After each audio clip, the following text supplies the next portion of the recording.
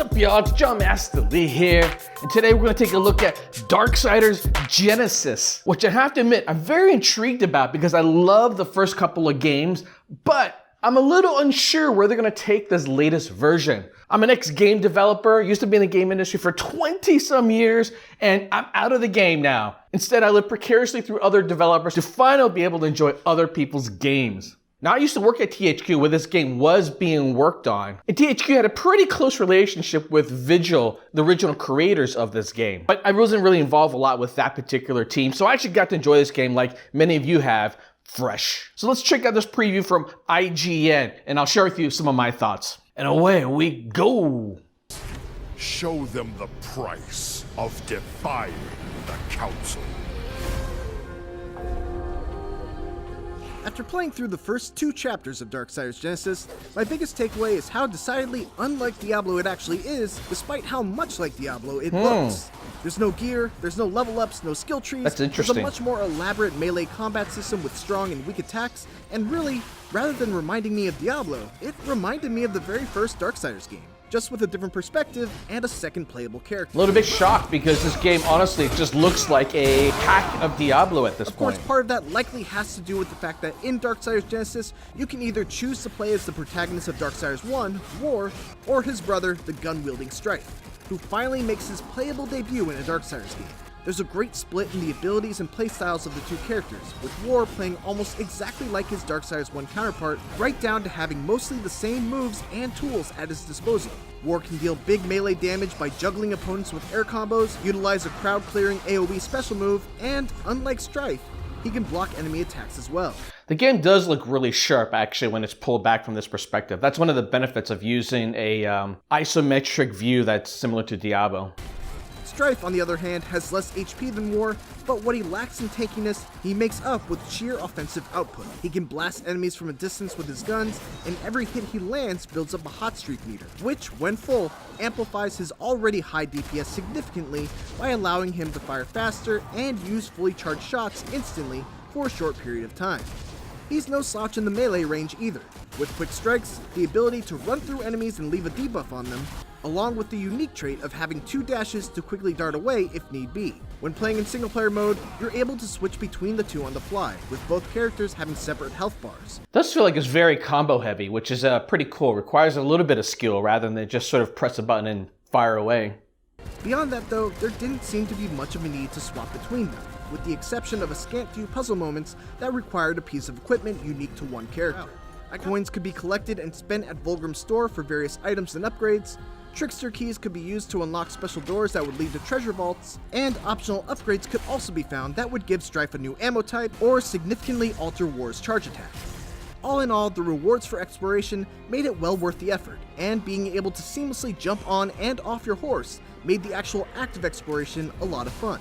The second level was more of a traditional dungeon with some very light puzzle and platform. I like the way they've done that. Including a central puzzle that had me going down the cardinal paths in order to unlock seals that connected back to the central room of the dungeon.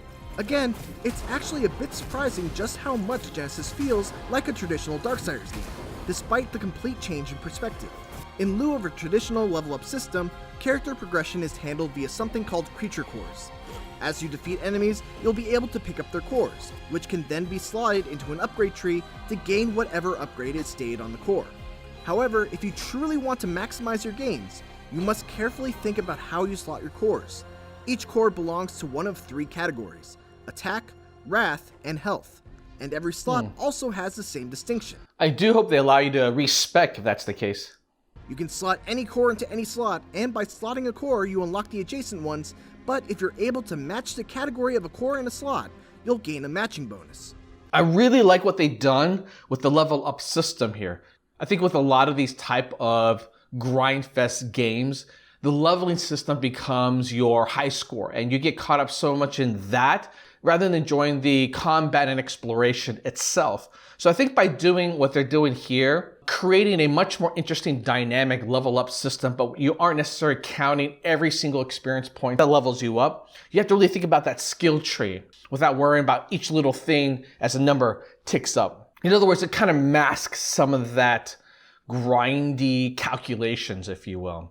The more you defeat enemies of the same type, the more creature cores you'll get, which will allow you to level up your cores and further improve the bonuses you get from them. It's an interesting system that sounds a lot more complicated than it actually is, and there's definitely some joy to be had in taking a few seconds to think about it and then squeaking a few extra stat points out by optimizing your core point. Yeah, I really like the system actually. I came out of my demo of Darksiders Genesis excited and hungry for more. Despite its visual similarities to other isometric action games, this actually feels like the most unique Darksiders game yet. Well, I have to admit, this was definitely not what I was expecting for a new Darksiders game, which really begs an interesting question. Why did they go to an isometric viewpoint? I'm going to speculate here, right? Because as someone who's been in the game industry, I got to think a little bit about like what's been going on that led Darksiders to this point. So THQ used to be the publisher for Darksiders. At that time, the developer was given quite a lot of leeway and actually quite a lot of budget to be able to make a game as big as Darksiders. If you remember the original game, it was definitely on the AAA caliber quality level. It did pretty well. I mean, obviously it did well enough to warrant a sequel. The sequel, unfortunately, didn't do as well as the original game, and now that THQ is no longer around due to bankruptcy, thanks to its really bad bets around making a lot of games for the Wii and then being stuck with inventory, everything around what was happening with Visual got wiped out. Now, Visual ended up becoming a part of THQ a while back, and I'm not really sure what happened to that relationship originally with Joe Madureira, who I think honestly is probably one of the best comic book artists in the world. Darksiders originally had a really beautiful art style. And so THQ went bankrupt, all of its assets were sold, and a couple of things were pieced together and picked up. There's a new THQ Nordic that exists today. So fast forward many, many years, they've announced Darksiders Genesis, which they say is a spin-off from the main series, which I think is really important to emphasize because original games did not play like this. They kind of had more of a Zelda / God of War-ish type of feel, very combo heavy, much closer perspective of the camera, and honestly, I loved it a lot. Just great gameplay. So the question is, why go this direction? Well, the thing is that, you know, the assets that were picked up, while I think actually are some worthwhile IP, the company that now is publishing them and developing for them definitely does not have as deep pockets as THQ did back in its prime. Making a game like the original Darksiders would have been very costly, I think, one. And two, I think at this point, it may not be viewed as the AAA franchise that it used to be. So how do you still leverage a brand that is recognized, right? I think going to a top-down isometric perspective actually would dramatically reduce the cost of development for them.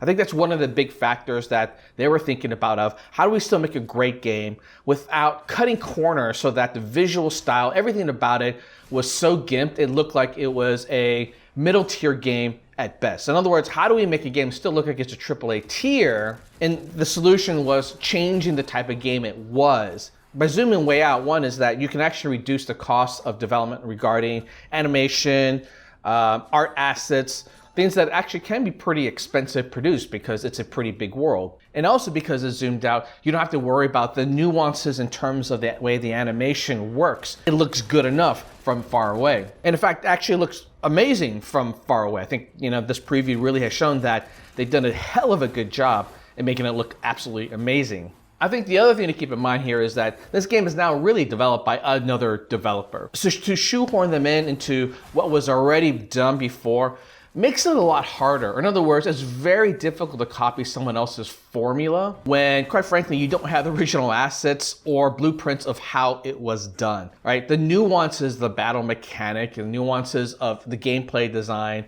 I'm sure was not part of the assets that they've acquired. I think for the most part, they probably just acquired the IP. I'm sure there's a bunch of hard drives and design docs somewhere, but it would have been forever for them to piece it together to try to figure out what could be done with it. So the faster way really was to give them some freedom, which I think every developer absolutely appreciates, to create something new, but enough of the spirit of the original game that the original fans don't feel like they're kind of left out in the dust. So overall, I'm still actually really excited by this game. In fact, I think I like this concept a lot more. I like playing games like Diablo. The thing is that I feel like I get my fill of Diablo type of games already, while I don't feel like I get enough of my fill of games like Darksiders, the original Darksiders. And so while I think I want to check this out, I still wish they kept on the same path. I realized it would have been a lot more effort to spin it up, but as a gamer, I think that's what I would have preferred. But given where THQ Nordic is right now, I think this is absolutely the smart choice